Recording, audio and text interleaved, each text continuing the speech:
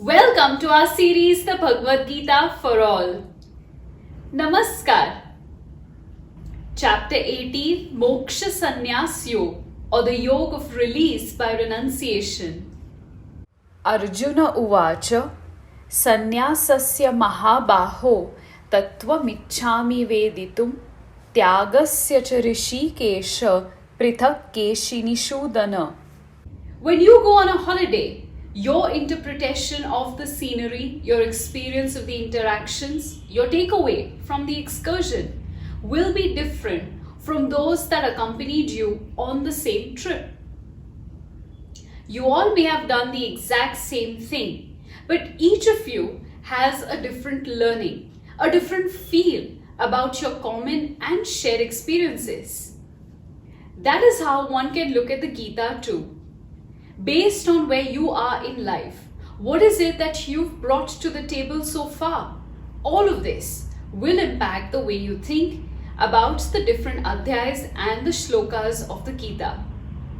The final Adhyay, the longest one, is a culmination of all of Shri Krishna's teachings, his wisdom. The principles of life, the truth of existence are all brought together towards the end to give you a final roundup of what you need to do in order to achieve moksha. Sanyās and Tyāg. We've heard these words before. You have your own interpretations of them. Here, Arjun's definition of sannyas is renouncing one's actions. On the other hand, he defines Tyāg as renouncing the desire to enjoy the fruits of one's actions. This sounds familiar to our learning from the second Adhyay, Sankhya Yoga, right? The framework to perform one's actions. He is aware that the two words are distinct because in the shlok he says prithak, meaning difference.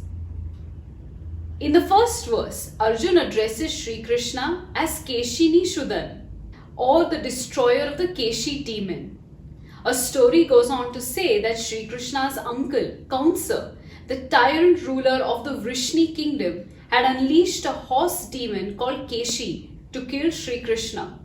Challenging him to a duel, the horse caused havoc outside Gokul. Shri Krishna was victorious in killing him, and thus the name Keshinishudan.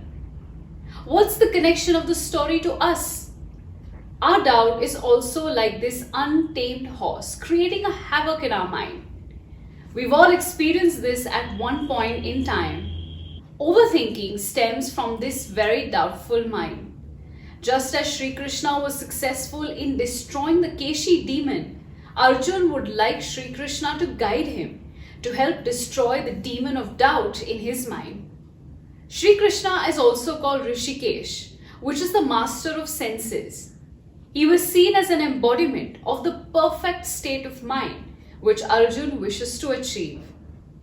Kamyakarma is to work to achieve wealth, prosperity, power or prestige. It aligns with the goals we set for ourselves and with the material wants we wish to acquire. When one gives up on these material advantages, we consider them as sannyasis. Shri Krishna says that these are the learned or the kavyaha. On the other hand, we have the vichakshana, who are the wise. These are the tyagis. They continue to work, fulfill their obligations, their dharma. But what sets them apart is giving up on the fruits of the action. So now you have the prithak, the difference.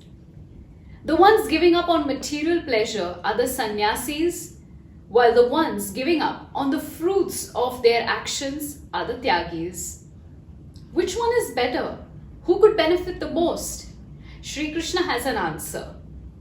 When we speak of Tyag in a generalized spiritual context, we tend to equate it with giving up on everything, absolutely everything. It stems from the thought process that everything around us is evil.